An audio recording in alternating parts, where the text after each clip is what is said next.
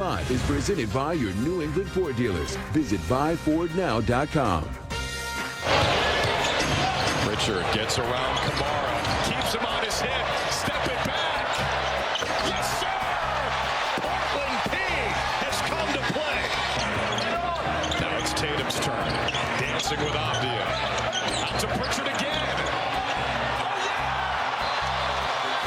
Welcome to the Pritching Hour in his hometown of Portland. Felt like the Blazers were hanging around, and then Peyton Pritchard was like, we can't be doing this. In the third quarter, he helps the Celtics get the win tonight, 129-116. Celtics post-game live. Scal. What could they have possibly said to Peyton Pritchard? Like for him to wave him off? Like, he probably just made something up in his head and then was like, he dropped 40 on him last time. I mean, what are they going to say? What could they possibly say? I mean, people are irrational. They held him to 5 points in the first half. Maybe that's what it was. And he ends up with 11 second-half points, and the Celtics get the win. They had 6 guys in double figures. Tom Giles, Chris Forsberg, Scal with you here. Scal, your thoughts on the win tonight and what you saw from this team? One of our best. So my basketball nerd right here to my right, he said it's totally cool that I call him that. You said the offensive rating was the third best. Fourth best this year. Fourth best this season. And, they just shared the ball. 31 assists, moved it, so they shot it well. That their spacing, once again, spacing was impeccable against Utah and spacing here. And this time, they didn't get bogged down at all. They just kept going. A few runs by Portland. Give them credit. They're a good team. But they answered the bell every time. Really love the way that they played in this second half. Normally, I feel like they'll let go of the rope. They'll have a run, or another team will have a run, but not today. They just kept executing, spacing, and moving the ball. I was thinking about those 3 other games. One was opening night where they just couldn't miss beyond the three-point arc until the fourth quarter. And the other 2 were on the road against New York and against Brooklyn, and now again today. So where my road dogs at? You got anything? You got I don't do the. I don't do the. You don't do the books? We'll get the. Luke Cornett bark. He already had one. If at that point I'm just like repeating him. I'm good. No, it's no. Luke had a bark. We got it. We got you guys a bark. So we'll get you guys the bark. I'm just making sure. No, we'll talk some more Luke Cornett coming up. But getting back to Peyton Pritchard, of course, playing back in Portland and standing by with Abby after the win this evening. Peyton, got your first start of the season. Heard your name called in front of the hometown crowd. Felt like they were cheering louder for you than they were for the Blazers. What are the emotions for you playing in this building? It's definitely very emotional just growing up and watching these games as a kid. But ultimately, my first start this year didn't go how I wanted. I got 3 fouls in like 3 minutes. So maybe I'll just stick to coming off the bench. That's much more fitting for me right now. Yeah, how were you able to regroup mentally and stay in the game? I mean, you just got to play basketball.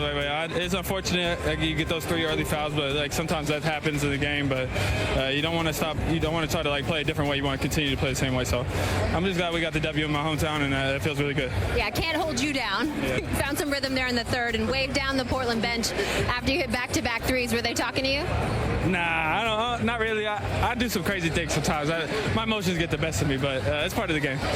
Finally, this trip, as much about you guys as it is about winning, what did you get better at tonight? Just tightening things up, you know what I mean? Obviously, we want to win every game, but throughout the flow of the game, we got to try different things and work on different things we might see in the playoffs. Each round is different, so it's good practice and live game reps. Peyton, congratulations. Appreciate it.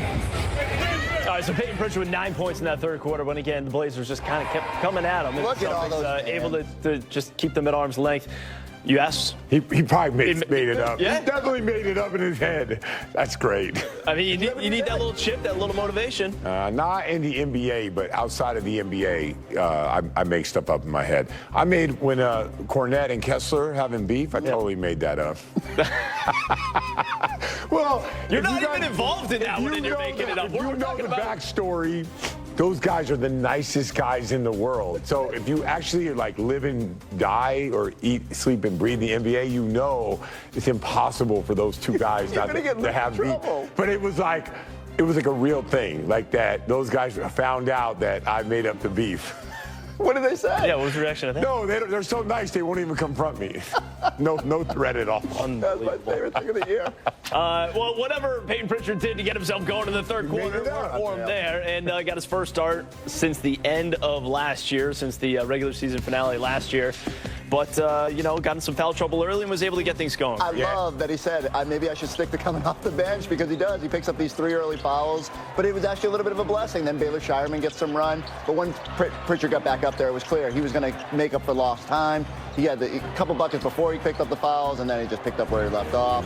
You knew he was going to have a big night in that building. It could have been bigger if he didn't get into the early trouble, but, man, that's what he does. Yeah, I love the way he played. Like, he was aggressive enough, it was appropriate enough, and he was effective. And, you can have, now you got all these tickets, all this stuff, and then you get the 3 fouls early on. You're like, oh, man, all these people want to see me. Probably had these ideas, I'm going to score 40 tonight against them. But just stuck with it, and that's the most important thing. Yeah, also you had guys coming off the bench like J.D. Davison knocking down the three, getting some minutes early on because of that foul trouble. But the other guy was Sam Hauser, who was 8 of 10 from 3, and he's feeling good right now, you can tell.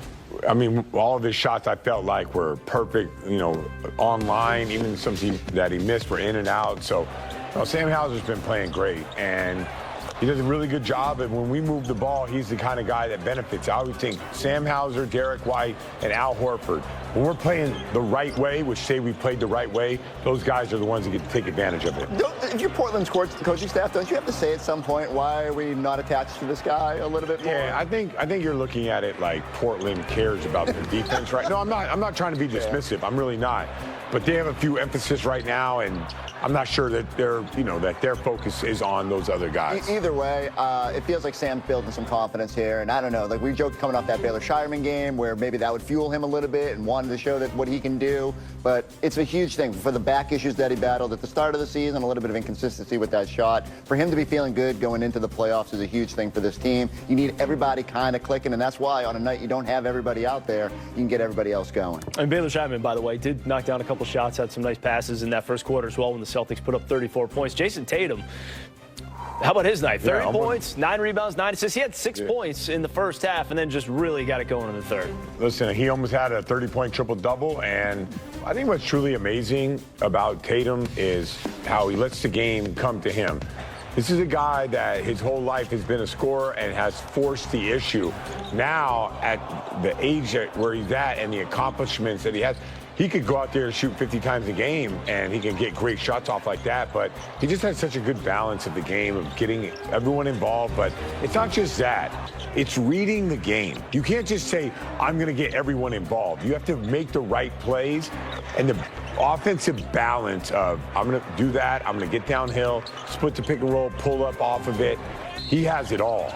No one goes from the injury report to a 30-point triple-double flirt quicker than Jayson Tatum. I don't know. My mind instantly goes to, do you think he'll sit tomorrow? Do you think they'll be able to convince him? Well, Jaylen Brown will probably play, but I think he deserved the right to sit. I mean, the way that he played today. But I think the hard part is they've begged him multiple nights this season to take one off, and I think they would be perfectly fine if they found spots for rest here down the finish line. But well, this is the one, right? He won't play. If he plays